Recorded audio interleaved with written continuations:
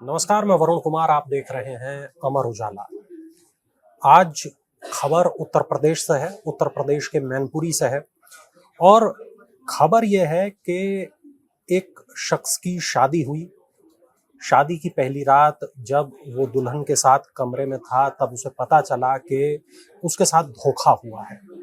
जिसको वो अपनी दुल्हन समझ रहा है, जिसको वो अपनी पत्नी समझ रहा है, जिससे उसकी शादी हुई है, दरअसल वो कोई लड़की नहीं है, बल्कि वो एक किन्नर है।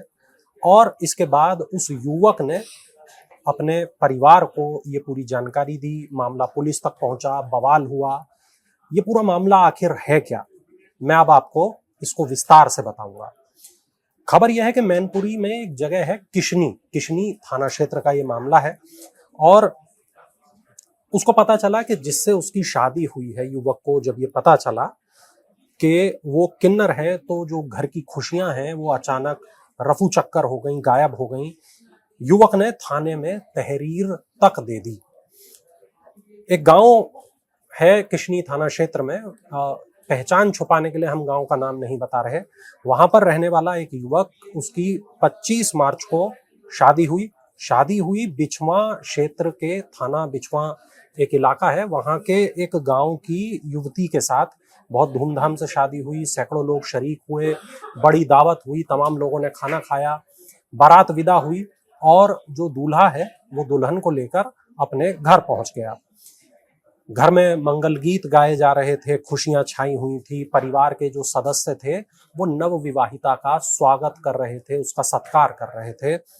सब कुछ सामान्य लग रहा था। लेकिन शादी के करीब 2 दिन के बाद जब पहली बार दूल्हा और दुल्हन को एक साथ एक कमरे में छोड़ा गया, तब उसको एक ऐसे सच का पता चला जिसने उसको चौंका दिया।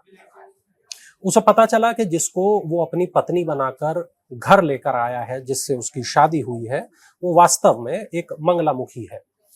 अब ये जो जानकारी है, इसने परेशान हो गया युवक। इस जानकारी के बाद उसने अपने परिवार को इसके बारे में बताया।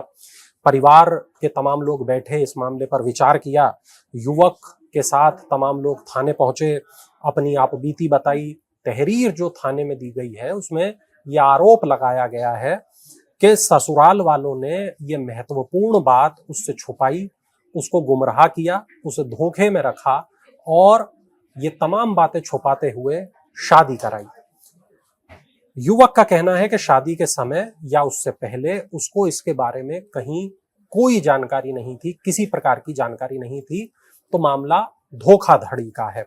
युवक ने यह भी बताया कि पत्नी का जब सच सामने आया तो वो अपने मायके लौट गई, साथ में शादी में मिले तमाम जेवर और नकदी भी अपने साथ ले गई।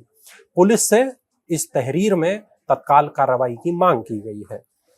थाना किशनी पुलिस ने युवक की तहरीर पर मामले को गंभीरता से लिया, जांच शुरू कर दी है। धोखाधड़ी क्या हुई है, कितनी हुई है, किस तरह हुई है, इस बात की जांच की जा रही है। दोनों पक्षों से पूछताछ की जा रही है। लेकिन ये जो पूरा मामला है, ये पूरे इलाके में, पूरे मैनपुरी में चर्चा का विषय बना हुआ है। तो ये जो मामला है, इस पर आपका क्या कहना है? जो कमेंट हो जरूर कमेंट बॉक्स में बताइएगा। और देश दुनिया की बाकी तमाम बड़ी खबरों के लिए देखते रहिए अमर उजाला। पुलिस के ऊपर जिम्मेदारी होती है पब्लिक की सुरक्षा की, लेकिन आज जो कहानी हमारे पास है, एक किस्सा जो हमारे पास है, एक खबर जिसके बारे में मैं आपको बताने वाला हूं, वो एक महिला पुलिसकर्मी की हत्या से जुड़ी हुई है। रामपुर यूपी का वहां का एक इलाका है गंज। महिला सिपाही और उसके बेटे की हत्या हो गई।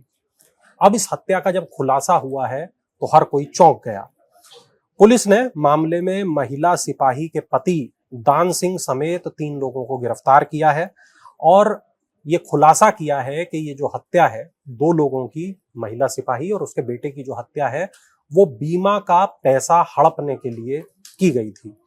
पुलिस अधीक्षक सोमेंद्र मीणा, उन्होंने ये जानकारी दी, ये बताया कि श्रावस्ती में तैनात है सिपाही लता और उनका बेटा लड्डू। 25 फरवरी को कार में आग लगने से इन दोनों की मृत्यु हो गई।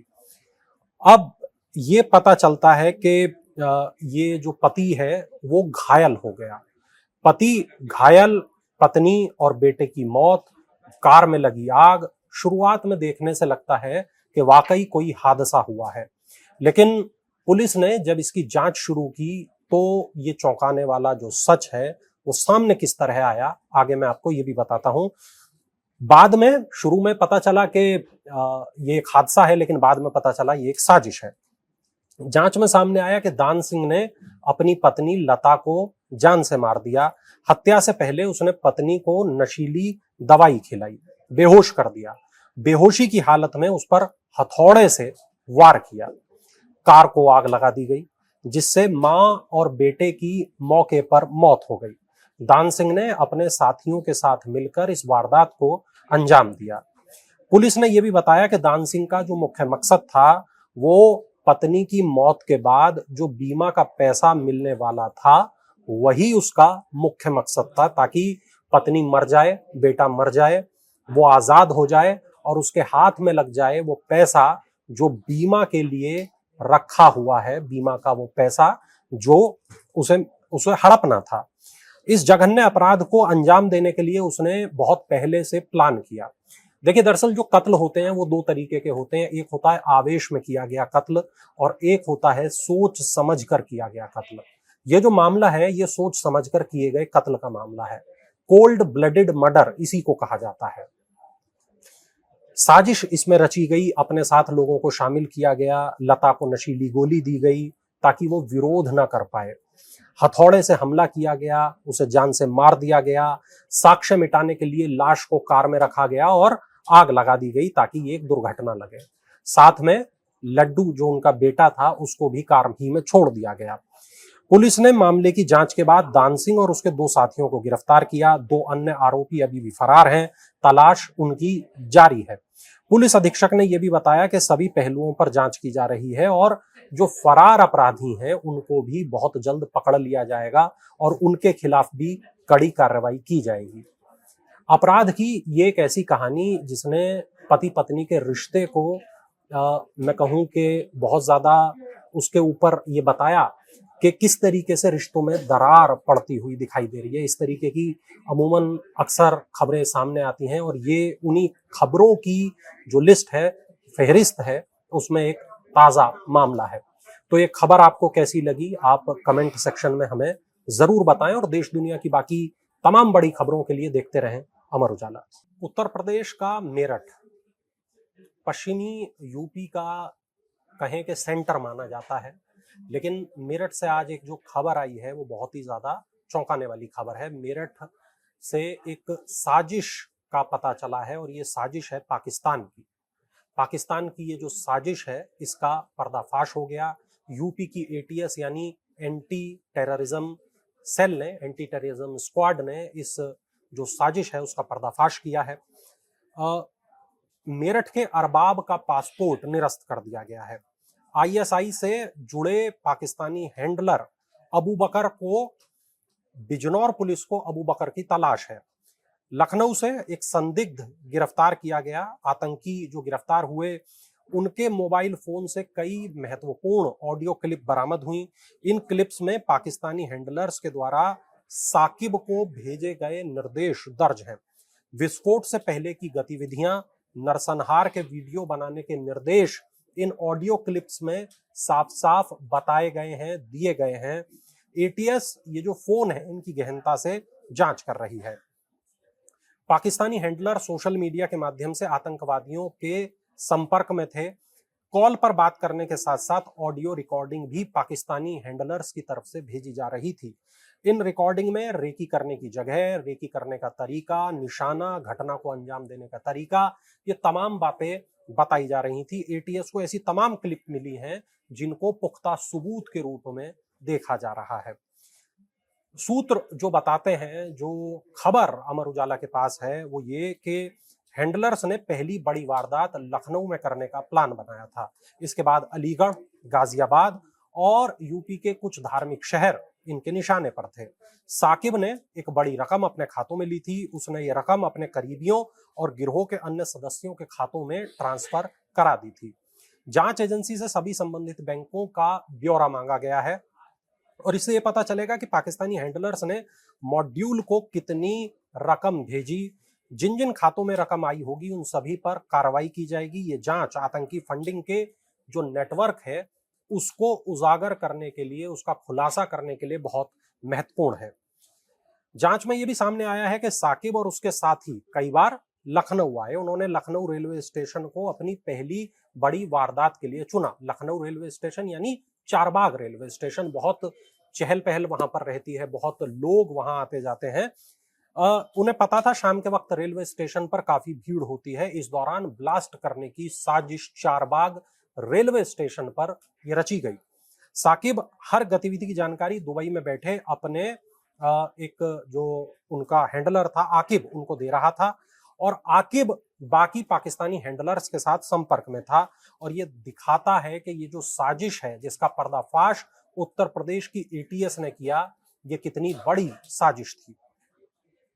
बरामद जो ऑडियो क्लिप है इनमें पता चलता है कि विस्फोट से पहले जो मूवमेंट है उसकी तमाम जानकारियां हैं। यहां पर पाकिस्तानी हैंडलर्स ने स्पष्ट निर्देश ये दिए कि विस्फोट के बाद नरसंहार की स्थिति बननी चाहिए।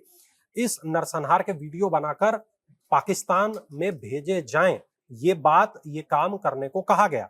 इन क्लिप्स से आतंकियों के इरादे और उनके हैंडलर्स के जो क्रूर निर्देश हैं उनका साफ तौर पर पता चलता है।